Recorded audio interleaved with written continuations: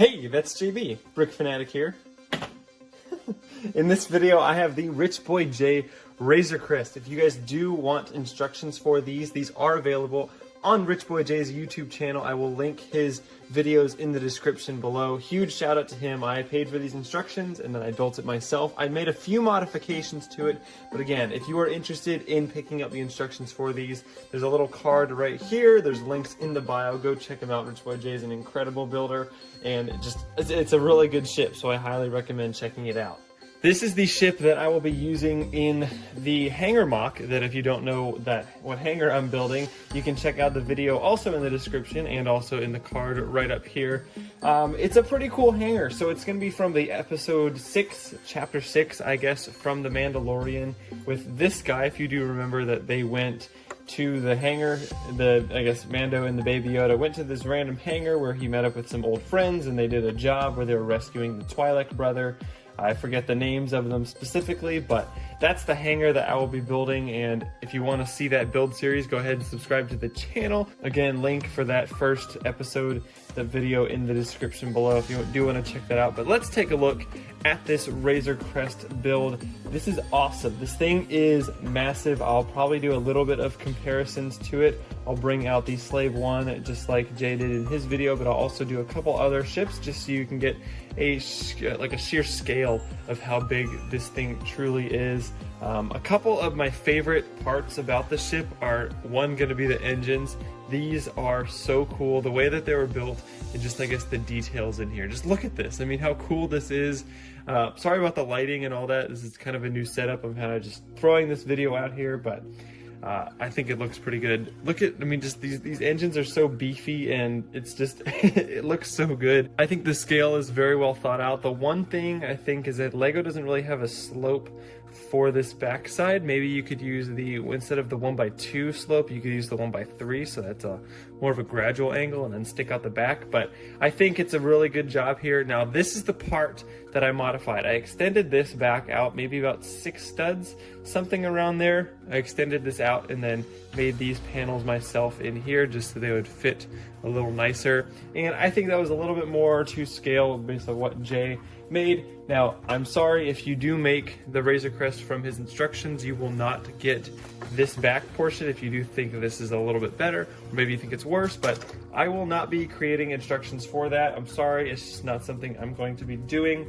This is my version, this is my model, and this is the way I'm going to be keeping it. I don't have instructions for how you can extend it like I did. I do have the Mandalorian with some Firestar Toys weapons here, and these are kind of just the figures that I do have. Let me give you a closer look at this guy. I gave him a Han Solo torso, I think, just backwards. And then this is actually a modified beard piece that I made for a Gandalf minifigure a while ago on my Instagram. And then you just have the Han Solo legs, and these are kind of the minifigures that I'll be using inside the hangar mock. Now, taking a look again really closely at this is just such a cool spaceship. You have these really large blasters on the front.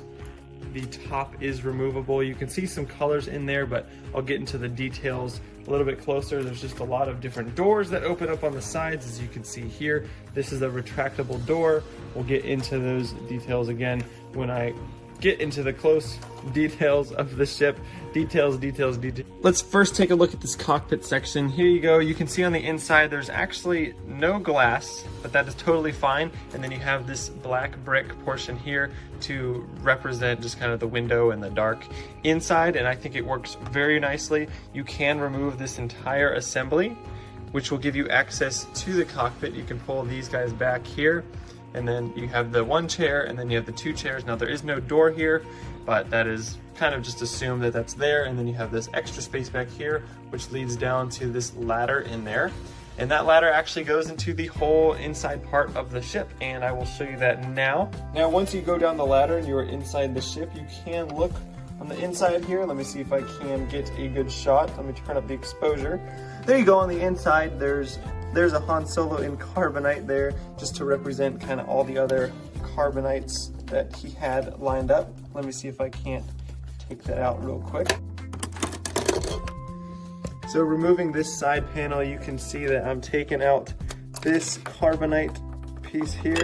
You just remove that and then slide it out the back. It is pretty cramped in there, but that's totally fine. Now you can see all the way into the back now. You can see the toilet that is in there, and I think it works out very nicely having that back there. I guess it's the vac tube, it's not the toilet. But the ladder does come down. Let me see if I can't open the top up again and show you kind of, there's my finger, there's the ladder that you do see going down.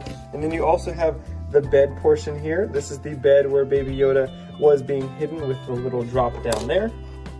Now, around the sides, you can see that there are these doors. These doors, unfortunately, don't extend exactly like the real one. You do have to take off this middle part and possibly put this back together like you do here. Stick this on the inside here, and then you can close up these doors just like you can on the real thing if this will attach. I'm not sure why it's not going in. There we go. There we go. So now that's all closed up, and then again you can just open this back up. And there is one on the other side as well. Now this panel isn't really there on the real thing. This is just to help you access the inside just a little bit more, and I'm very happy Jay was able to make that. Now again, around this side you do have the exact same door. We're not going to close this one up just because we don't really need to. And there's the minifigure under there. But all in all, the interior details are very, very cool. Let me turn it around this side so you can see in here. There's the carbon freezing, I guess, chamber inside there. You can see that there's just enough space for a minifigure to go in. Let me see if I actually, let me open this back up.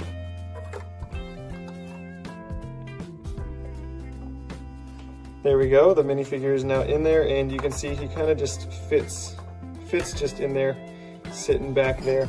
It's pretty accurate to how it was in the movie, or in the show, I guess, the episode. This is actually from the first episode where we see this thing used, and he also uses it when he shoots Grief Kargas? What's his name? Kargas? Grief? Something? Whatever. The one guy that gave him all the jobs, part of the guild. And you have just all these really nice yellow striping details that are pretty accurate to the movie, and then they do continue up the sides. Let me put this top back on, and then you can see how just everything fits so well together, and then the stripes do continue around the side. Turning the exposure back down so you can see it normally, we can just push this guy back, and then we can see the front of the ship. You have the two lights on the front. Now, something I haven't done yet is get a battery box to put on the inside, because you can remove this front section and put a battery box in there, and then attach lights behind here, just the Technic lights. I have not done that yet. I'm not sure why I haven't. I haven't gotten around to looking for my battery box. I have the lights, but I haven't put them in yet. I don't know if I'm going to put the lights inside the sides yet or the top, and I'm not sure exactly where those are supposed to go, but I will be putting one on the front here, and that decreases the cost of it if you don't have lights. I don't think you need lights, but maybe the front ones will be nice. You do have these giant blasters, these cannons on the front, these weapons, these, I don't really want to say the word, maybe I'll get demonetized, who knows. So these on the front, very nice. They look very good. The detail is awesome. I have compared them to the real thing, and they are pretty close, and I'm very happy with how they work. Now, the landing gear does not support this model. There's actually some clear bricks underneath there, which you can barely, you can't even see. I'm getting the camera really low down here, and even if you do see them, you kind of just automatically know. You're like, oh, well, the model's super heavy. So it's resting on this part here, this front, I guess, skid here, and then the back clear pieces. These are kind of just loose sitting here. They're kind of free hanging. And that's totally fine. Again, this model is very sturdy. It looks, actually that kind of looks really, really cool because this part is staying flush and then it's kind of bobbing back and forth. I think that looks really, really nice, but you really don't see that at all. Now, something I did do again was extend this back part. So the Rich Boy J model, as I said earlier, stops right about here, I think somewhere around here, and I did extend it just that little bit more, add some more details on the top, and then gave it these side panels to make it a little bit more flush. We can take a closer look at the engines just going around. These are one assembly each. So this is an assembly, that's an assembly, that's an assembly. And they all attach to a flex tube on the inside there. I don't know if you can see that. There's a flex tube on the inside. And yeah, that's just how they attach. It's very, very nice. Seriously, I love this model. Jay did a really good job getting it all to work. Here's a quick little comparison of the size of this model compared to a Republic gunship. This is the 2013 gunship and the 2020 X-Wing fighter. The ship is huge, guys. This is like, I'm gonna set this actually on top. I don't think that'll be a problem. I'm setting it on top, and again, this thing is huge. You can look at just the size and I guess the overall pattern of the whole front of it there. This thing is enormous and enormously heavy. You can also take the Republic gun. Why is Zori on there? Okay. You can have the Republic gunship in there. I also did a mod for it. I added these pieces kind of as handles. You could do that. Hit me up if you do on Instagram. Here you go. This is just kind of the wingspan comparison. If you want to see it compared to the Slave one, again, the Rich Boy J video is much more organized than this. He knows a lot more about the ship and how he designed it and all that, so I'd highly recommend checking that out. Now, if you've stayed till the end of this video, all the way here, you guys get a sneak peek, so well done. Let's go over to the hangar, and you can see a sneak peek of Friday's segment. So here we go. This is the hangar mock. So I have a lot going on. I have these panels, or these supports that have been made. There's a couple on this side, a couple on this side. I have about 5 more to make, and then another one of these front ones. These front ones have the shield gate that go all the way up and around. I will be putting lights on the inside of here, just so it kind of glows the whole front thing. And then there's all these sorts of details. I'm working on floor patterns, and then I'm working on making some custom minifigures and some random things. We've got some pipe details that are just going to go on the whole thing, and then it's really, really cool. Now, I did finalize the design for these supports. As you can see, these are very supportive and very sturdy, and I really like how that turned out. I've got a ton of boxes. Oops, I've got a ton of boxes in the back there, so yeah, there's just a lot of boxes back there. I buy a lot of things. And here is the Razor Crest inside the hangar. You can see just the sheer size of the hangar. If that's how big the Razor Crest is, this is a 2x3 base plate pattern. And it's a pretty big mock. It's not huge by any means, but it's a very large scale mock, and I'm very happy with how this is turning out. Again, I'm gonna have the minifigures all in here, tons of junk and everything going on, lights and all that. I think it's gonna be a really, really cool mock. The whole floor is gonna be tiled off with some, like, again, rusty patterns and all that sort of thing. But let me know what you guys think about this. I hope you guys enjoyed this quick overview of the Rich Boy J Razor Crest. Again, please check him out in the description below. You have to go subscribe to him. Most of you guys probably already are, but he's an incredible mock builder. He's building this huge Star Killer right now, and it's just madness. So you guys need to go check out his channel and subscribe to him. Thank you all so much for watching, and I hope to see you in the next one. Bye-bye.